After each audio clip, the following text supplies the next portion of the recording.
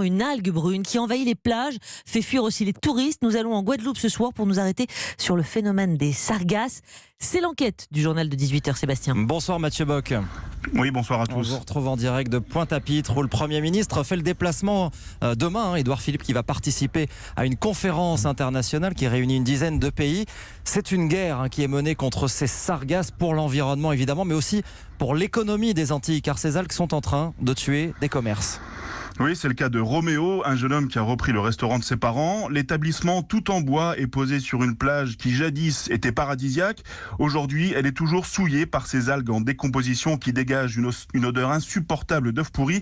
Le jeune homme erre donc dans son restaurant vide depuis plusieurs mois. Mathieu. On est fermé depuis le mois de mai. En perte de chiffre d'affaires, ça représente à peu près 600 000 euros. Entre l'année 2019 et l'année 2018, sur le mois de janvier, on a perdu à peu près 90% du chiffre d'affaires. Le phénomène a commencé chez nous depuis 2011. Cumulé en mois de fermeture, on est sur à peu près 2 ans et demi de fermeture depuis 2011. Mathieu, est-ce qu'on a une idée de l'ampleur alors des dégâts économiques sur l'île ? Eh bien, la Chambre de commerce et d'industrie de Guadeloupe a lancé une étude en 2015 au plus fort de la crise et elle a calculé qu'environ 400 entreprises, des restaurants et des hôtels pour la plupart, avaient perdu 5 millions d'euros de chiffre d'affaires. C'est ce qu'explique Mathias Bini, le responsable des études économiques.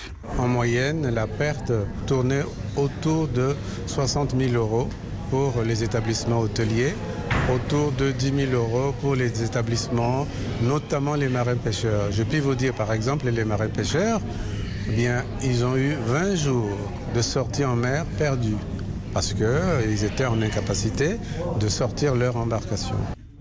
Alors, il est à noter qu'une autre étude a été réalisée l'année dernière et les pertes ont été divisées par 10 grâce notamment au ramassage qui, entre-temps, s'est structuré sur l'île. Et donc, le problème n'est pas réglé pour autant. Mathieu, est-ce qu'il y a des solutions aujourd'hui ? Eh bien, c'est tout l'enjeu de la conférence qui se tient actuellement ici et qu'Édouard Philippe va clôturer demain. Un projet, par exemple, mené par des chercheurs guadeloupéens, a retenu l'attention des autorités. Il s'agit de brûler ces algues et d'en faire du charbon actif afin de purifier l'eau très polluée ici, notamment au chlordécone. Ce pesticide présent dans les sols pour plusieurs centaines d'années, ces scientifiques espèrent ainsi trouver une solution à 2 problèmes.